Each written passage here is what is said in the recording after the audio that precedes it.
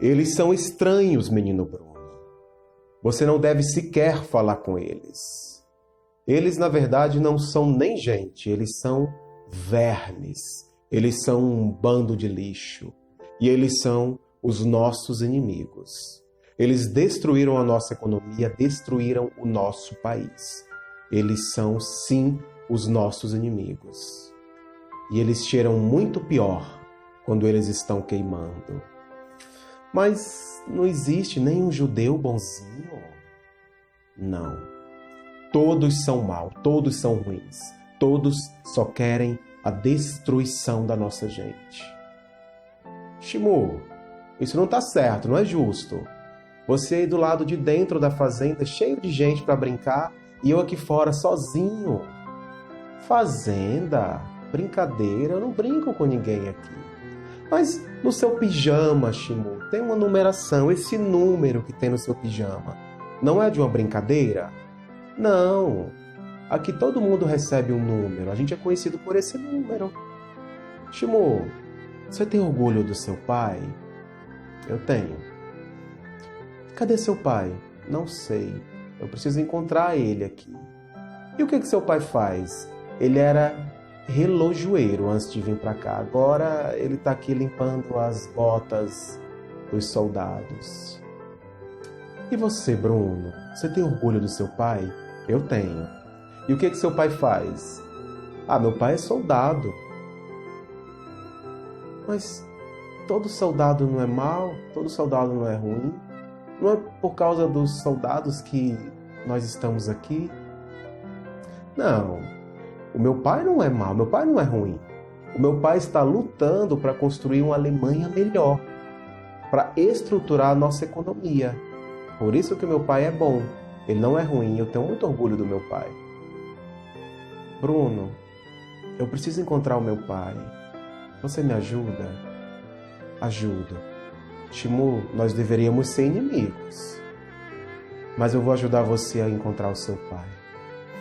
Amanhã, não esquece, aqui na cerca da sua fazenda, eu vou trazer um sanduíche enorme e uma pá. Você consegue para mim um pijama como esse seu? Consigo, Bruno. Não vou raspar minha cabeça. Não tem problema. Você cobre com o chapéu. E amanhã você me ajuda a encontrar o meu pai? Ajudo. Não esquece, Bruno. Não esquece do nosso combinado. Amanhã a gente procura o meu pai.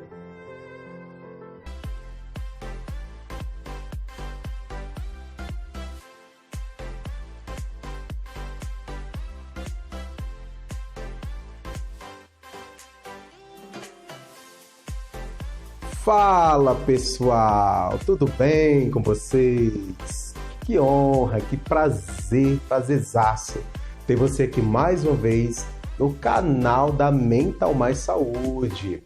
Para você que não conhece o nosso canal, sim, o canal da Mental Mais Saúde é um canal bem recente, né?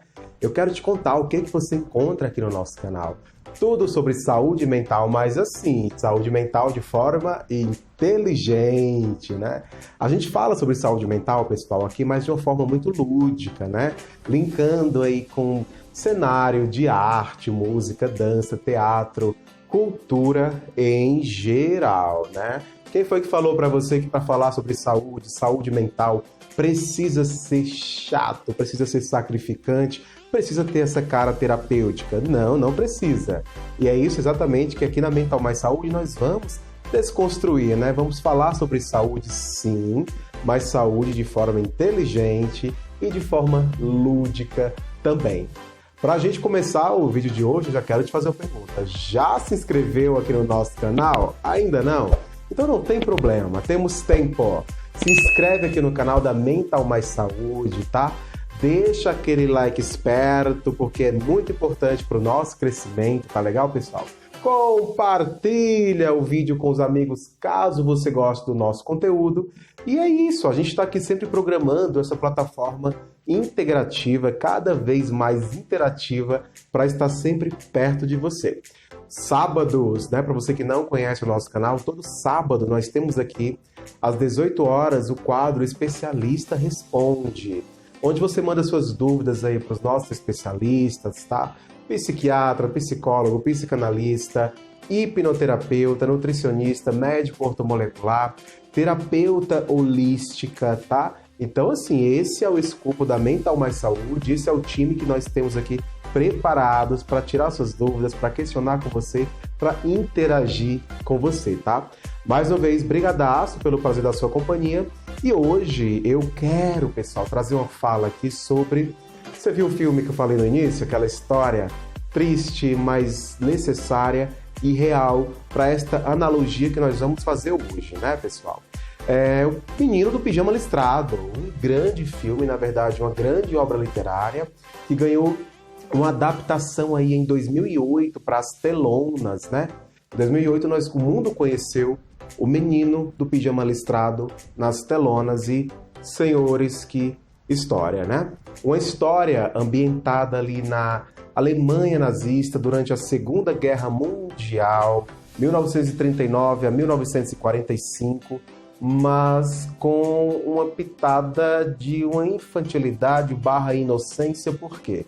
A história é narrada, é contada pela óptica de um garoto de 8 anos, o menino Bruno, né? E ele não entende o que acontece, né? Por que eu tenho que ser inimigo dele? Por que a gente não pode ser amigo? Então, não é que a história ganhou um ar romântico ou diminuíram as atrocidades que a Alemanha nazista causou para o povo judeu. Não é isso. Mas é que realmente a história tem essa percepção de ser contada, né? De ser narrada a partir da óptica, a partir do prisma de um menino de 8 anos, o Bruno. Bom, tudo começa quando o seu pai, o pai do Bruno, ele precisa se deslocar, sair de Berlim a trabalho, né, um soldado alemão, a trabalho para uma cidade pequena, uma casa isolada, bem distante do perímetro urbano. E ele vai. E o menino Bruno precisa ir, né? Só que o Bruno, uma criança de 8 anos, deixa para trás a escola, deixa para trás os amigos. Então, ele começa a se sentir muito sozinho. Evidente, claro, né? E aí ele começa a querer explorar. Ele vai explorar e ele fala, vou sair para explorar. Então, primeiro de tudo, pelo quarto dele, pela janela do seu quarto, ele começa a observar uma fazenda. E ele começa a questionar, olha, ali tem uma fazenda e tem crianças lá. Mãe, eu posso brincar nessa fazenda? Eu posso brincar com eles? Olha, Bruno, é melhor não, né? Melhor não, porque eles são estranhos, né? Mas a própria mãe não sabia o que se passava ali. Até que um belo dia ela vê essa fumaça saindo da chaminé e ela não sabe, só sente o cheiro muito ruim. Até que um dos soldados fala para ela, eles cheiram pior quando estão queimando, né? E aí ela percebe o que acontecia ali dentro. E o seu próprio marido como sendo mandante para reestabelecer a ordem econômica e aquilo tudo que as atrocidades advindas do nazismo causaria. E tanto que causou, né, pessoal? Bom, a história se passa e o Shmuel, esse menino que está dentro dessa fazenda barra campo de concentração, conhece o Bruno numa dessas explorações. O Bruno sai para explorar e conhece o Shmuel. E chegando lá, eles meio que ficam amigos. Mas por que você usa pijama sempre, Shmuel? Por que você está aí nessa fazenda? Não é justo isso. Eu tô aqui do lado de fora. Você tem gente aí para brincar, tem outras crianças. Eu queria estar aí também. Não é justo. A inocência desta criança, né, pessoal? E concomitante a isso também a perda desta inocência. Ele vai perceber da forma mais abrupta que o mundo não é tão cor-de-rosa. Então, um belo dia, entre indas e vindas, se estabelece uma amizade, né? Eles ficam um do lado de dentro da cerca do campo de concentração, outro do lado de fora. Eu tô falando para você que não viu esse filme, tá? Que não leu o livro, mas se você não fez, nenhum dos dois, não viu o livro, nem assistiu o filme, assiste. Eu recomendo você, tá? O Menino do Pijama Listrado, uma super história. Ou leia o livro também, tá legal? Que não deixa nada a desejar. É um livro curtinho, vale a pena você conhecer. E para você que já viu ou o livro ou o filme, já fez esse movimento aí, tá? Revisita, porque vale muito a pena, tá bom? Então, numa dessas histórias, desses encontros, desses dois meninos, né, de idades ali bem aproximadas, em comportamento e em configurações, posições completamente diferentes, Acontece que eles vão se conhecendo e o Shimu fala sobre seu pai para o Bruno. E o Bruno diz, ok, eu vou te ajudar a você procurar o seu pai. E nessa de procurar o pai, acontece que simplesmente o inevitável, né? O menino Bruno acaba morrendo numa câmara de gás, criada pelos nazistas, ou seja, endossada pelo seu próprio pai para matar judeus. Imagina como que não ficou, né, dentro da psicanálise, o comportamento e as emoções da psicologia e psicanálise, como que não ficou a cabeça desse homem, né? Eu criei, né, eu endossei a armadilha, a arma que matou o meu próprio filho. Bom, pessoal, o que eu quero fazer hoje, trazer hoje com essa história, na verdade, é uma analogia sobre não exatamente o nazismo, que foi um movimento terrível da história e que foi revisitado muitas vezes por Hollywood, muitas obras, né, que narram sobre o nazismo, não só Hollywood, mas outras pessoas, outros cenários, outros lugares, né? Tudo isso já foi mostrado muitas vezes nas telonas. E eu quero falar também rapidamente aqui sobre um filme de 1982 que ganhou Oscar, inclusive, na verdade o filme é de 81 e foi premiado pela Academia do Oscar em 1982, sendo aí o segundo Oscar da carreira da Meryl Streep, gigante Meryl Streep. Eu tô falando de Sophie's Choice, né? A escolha de Sofia. E uma cena clássica e mega comovente quando ela tem ali seu filho, a sua filha, e o governo, o regime alemão, né, fala para ela o seguinte, olha, nós somos um regime igualitário e nós vamos deixar você escolher qual dos seus filhos você quer deixar pra gente, pra morrer, né? E ela, não me faça escolher, eu não posso escolher, não me faça escolher. E uma cena é antológica, né? Você vê a Meryl Streep, aquela entrega que foi, sim, totalmente digna de Oscar, Meryl Streep e de todos os aplausos. Também vale a pena visitar esse filme ou revisitar essa história, tá? A Escolha de Sofia, um filme de 1981, premiado pela Academia em 1982, vale muito a pena, tá legal? Mas o que eu quero falar não exatamente, pessoal, nesta fala, sobre as atrocidades causadas pelo nazismo. O que eu quero falar, pessoal, com isso, com esta fala do menino do pijama listrado, com os dias atuais e uma crescente, na verdade. Uma situação que já acontece há bastante tempo. E eu queria hoje, na verdade, também trazer um pouco de troca de experiência com vocês. Tá legal? É sempre bom essa fala de troca de experiência, né? Fica muito mais rico. Quantas pessoas, quantas crianças nós não conhecemos, até porque vamos começar a partir desse ponto, né? A paisagem através da janela, a paisagem pela janela se torna meio que inutilizada, né? A gente começa a não perceber. A gente começa a não perceber os movimentos urbanos, né? As pessoas em situação de rua, acaba que meio que se acostuma com esse cenário total de descaso e essa mutilação do ser humano pelo próprio ser humano. A gente começa a não observar mais isso, né? Se você observar, existem dados que comprovam estatisticamente que a população em situação de rua triplicou após a pandemia, durante e após a pandemia, né? E é fácil observar. Eu sou muito observador do perímetro urbano, do espaço urbano. E eu observo, sim, as pessoas estão muito mais nas ruas, né? Existem muitos mais corpos ao relento nas ruas. Isso é fato. Mas o que eu quero falar, pessoal, trazendo esta analogia hoje com o filme O Menino do Pijama Listrado, é uma fala sobre as crianças que passam pela infância. As crianças que perdem a pureza da infância, a pureza de ser criança, no sentido mais estrito da palavra. Ser criança, aquele indivíduo em formação, que deveria estar ali apenas estudando, né, se formando e brincando. E muitas crianças, pessoal, passam pelo processo de perda da infância com muito mais naturalidade e com muito mais rapidez. Quantas crianças você não vê aí nos metrôs, nos sinais, pedindo, né, vendendo, trabalhando, às vezes até obrigada por alguns pais, as crianças não percebem. Eu quero trazer uma fala, pessoal, hoje sobre isso, sobre a perda da inocência dessas crianças, né? Como o menino Bruno no filme O Menino do Pijama Listrado precisou perder rapidamente a inocência, essa pureza, para perceber que o mundo não é tão maravilhoso, tão cor-de-rosa assim. E ele percebeu da pior maneira possível, né?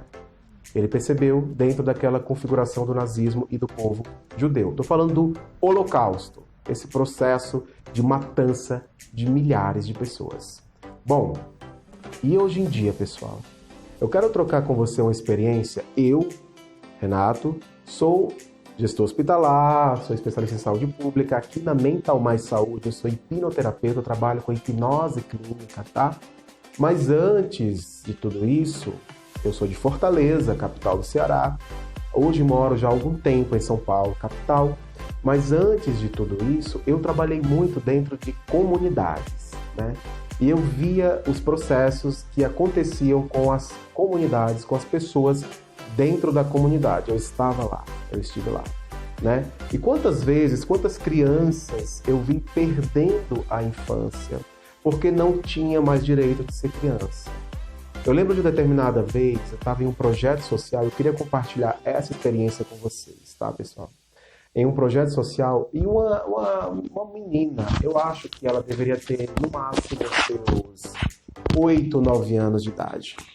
Essa menina falava sobre o processo da morte como algo extremamente natural, perfeitamente natural, certo? Então, onde está seu pai, menina?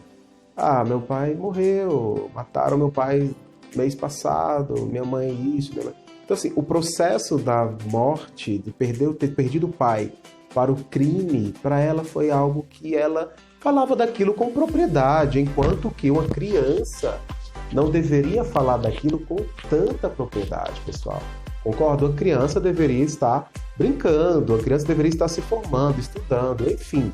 E ela já tinha essa vivência, ela não falava como algo externo, ela falava como algo real.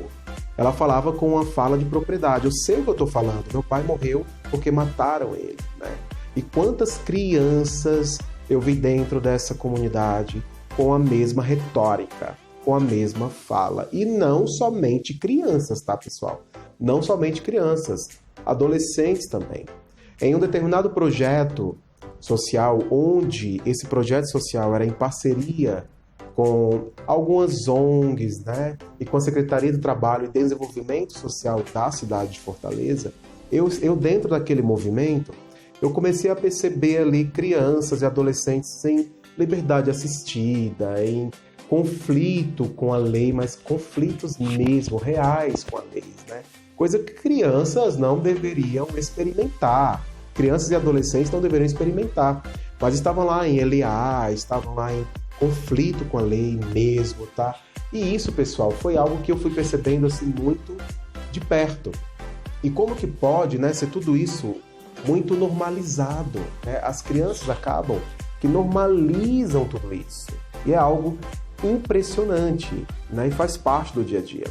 Eu lembro de uma dessas vezes que um aluno meu chegou para mim, né, de um projeto social e falou o seguinte: professor, eu estou com medo de vir para o curso. Eu digo, por quê? Porque eu sou negro, eu sou da favela, e se eles me pegarem, professor, eles vão me matar. Quer dizer, isso é apenas motivo, o fato de ser da favela, o fato de ser negro, seria o bastante para perda da vida desse rapaz, um rapaz aí de 15 anos. Pessoal, esse vai ser o tema de um dos nossos próximos vídeos. Sim, a carne mais barata do mercado não é mais a carne negra, mas nós precisamos ainda falar sobre isso, né? Sobre essa juventude, essa população que mais morre estatisticamente, a juventude, a população negra, tá? Isso não somente no Brasil, mas vamos precisar, sim, ter uma fala sobre isso, né? Por hoje, pessoal, eu quero trazer essa fala de exatamente dessa perda que as crianças têm da pureza, né? Porque precisam trabalhar, e da inocência. Precisam trabalhar mais cedo, precisam se tornar adultos mais cedo, precisam encarar a vida mais de perto, mais de frente, mais cedo. Isso atinge muito, gente, as classes mais baixas da nossa população, né?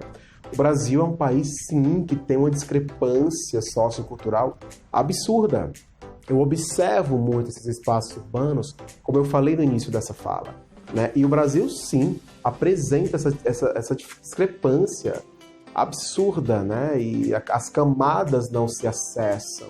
Isso é algo impressionante e que, sinceramente, eu não vejo a possibilidade, e que deveria ter a possibilidade de mudança para já. Algo que mudasse, que invertesse a pirâmide. Pessoal, a educação é a base. É preciso ter educação, né? É preciso formar indivíduos informados, com informação, com conhecimento, mas é preciso que se modifique o meio, né? Dentro desses meios, onde eu lecionei por muito tempo, e que eu observava esses movimentos, né, ali da classe C, das classes mais baixas, e eu sempre percebi, pessoal, que não existia ou não existe a necessidade ou a intenção de modificar o meio. Pois é, o meio é algo completamente modificável. É possível modificar, desde que haja educação para entender essa necessidade estrutural de mudança, pessoal. Eu só consigo transformar o meu meio se eu tiver a necessidade e a informação sobre a necessidade de mudança, né? Sabe aquela história que o sonho do abusado é virar abusador, né? O sonho do oprimido é virar opressor quando não tem educação. É verdade, é verdade. Por isso que a educação transforma, a informação faz questionar. Seja exatamente o que Nietzsche coloca naquele livro, naquela obra, Assim Falou Zaratustra, né? O ser humano como um ser pensante, um ser questionador, um ser que aflora ideias. E não seja esse ser pacífico. Não dá para se acostumar com a passividade, pessoal. É triste ver esse cenário urbano, né? Crianças nas ruas, crianças perdendo a infância, crianças perdendo, como o Bruno, né? Perdendo a sua inocência e entendendo de uma forma da forma talvez mais terrível, mais abrupta, né? Que a vida não é tão bela, tão colorida assim. A criança, um menino de 8 anos como esse da história, ele não tem a capacidade, a aptidão de entender o que se passa, né? Por que ele é meu inimigo? Por que eu tenho que ser inimigo dele, né? E muitas vezes crianças, pessoal, também no nosso convívio não sabem por que tem que passar por aquilo. Elas apenas passam. E passam despercebidas pela vida, passam despercebidas pela infância, né? Então, cuide bem dos seus filhos, né? Você de qualquer classe, você de qualquer lugar, você de qualquer situação, cuide bem dos seus filhos, tenha responsabilidade com as suas crianças, né? Não permita que os seus filhos percam essa inocência da forma mais abrupta possível, né? A criança tem que brincar, tem que desenvolver, tem que ser criança. As novas etapas da vida vão surgir, tá legal? Lembre-se dessa história que eu trouxe aqui hoje nesta fala sobre o menino do pijama listrado e essa perda dessa inocência, né? Como ele perdeu essa inocência e da maneira que ele perdeu. Ele precisou perder a inocência para entender que a vida é muito mais dolorida. Vamos cuidar bem das nossas crianças, vamos permitir que elas brinquem, vamos permitir que elas se formem e que elas se eduquem. Vamos educar os nossos filhos. E pais, a educação é de casa, tá? Só para lembrar, não se delega para a escola a questão da educação. A escola vai te dar informação para o seu filho, mas a educação é você. Você que gerou, você que colocou no mundo. Você tem o dever moral de garantir educação para essa criança, informação. E lembre-se que a criança é um indivíduo em formação. Então, automaticamente, ele acaba adotando comportamentos muito similares aos seus enquanto pais, a quem ele convive. Então, tenha muito cuidado. Vigie também o que seu filho anda vendo na internet. A internet é o lugar que está todo mundo, né? Então, toma cuidado com isso, com essa formação dessa criança com relação à tela do monitor, à tela do computador, do celular. Fique esperto também, tá, pai? É isso que eu quero falar com você, pai, mãe. Garanta que o seu filho mantenha a inocência, que não perca essa inocência. pelo menos não de forma abrupta, mas que ele passe pela infância sendo criança, tendo a capacidade de ser criança. E aquelas pessoas que, infelizmente, pessoal, estão aí, crianças, né, em situação de marginalidade, em áreas de grande vulnerabilidade social. Vamos estender mais as mãos, né? Eu sempre trago essa fala sobre empatia. Vamos ser mais empáticos. Vamos cuidar de quem a gente tem condição de cuidar. Não só da gente, mas vamos dividir um pouco ou muito que nós temos com aqueles que não têm, com aqueles que não podem. Com essas crianças, principalmente, ó, que estão passando despercebidas pela vida, pela infância. Vamos tentar preservar o máximo dessa pureza, né? Não vamos ter Brunos na nossa sociedade, que por conta de um movimento ali do nazismo e um movimento totalmente autoritário, perdeu a infância.